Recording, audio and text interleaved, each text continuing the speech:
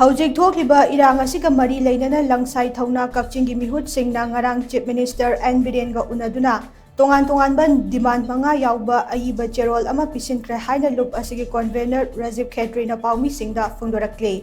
Kakching Langsai da leiba Langsai Thouna ge office da pangthokpa paomi singga unaba aduda Rajiv kshetri na hai Chief Minister ga unakiba aduda kuki khulai paiba amade illegal immigrants singna Manipur gi saktam thugaina ba honariba ase matungda amuk hana thoktanaba makhoibu athuba matamda takthokhinaba wafam pukhatke loinana relief camp singda changdafam lawriba maitei furup ki miyoi sing masa gi maram damda hanjinbada athuba da sinbiyo haina taksinke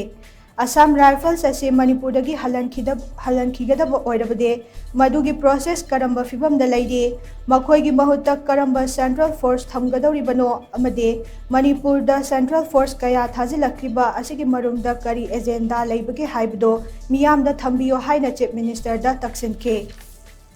Tha taruk helaba irang asigi waroishin puraknaba honabada center na kari thodang laubudage amade Houjik faubada kari khongthang lokhatkrabage haibdo miyamda khanganbiyo Langsai Thouna asi Kakching da best toba political party amataga mari leinadana miyamgi mateng pangnaba leibane Moredagi lanjenarakliba sing maramdamda hanjinriba fauba Langsai Thouna na Kakching lamkhaida kuki gi mathakta chinjaki lan makhatana chathakigane More town da athubada state force chatre chanipan thambiyo border seal tawbugi thaba asi matam chana amadi section na tawbiyo hainaso Chief Minister gi mafamda mayek sengna thamke Wafam sing adugi paukum oina Chief Minister na More town da ahenba state force thasinaba amadi border seal tawbugi matangda thajaba pirakhi haina Rajiv kshetri na makhatana phongdorakli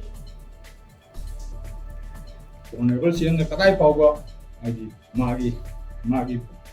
step local pano kari program lauri bano haibisi koi yengbagi yengnaba matungda koi kari tawba yabage haibido koi praja singa tanaraga koi phongjangsi makha chathaba koi phongjangsi lepa leitana makha chathagi gani haibisi koi sengna koi Langsai Thouna koi civic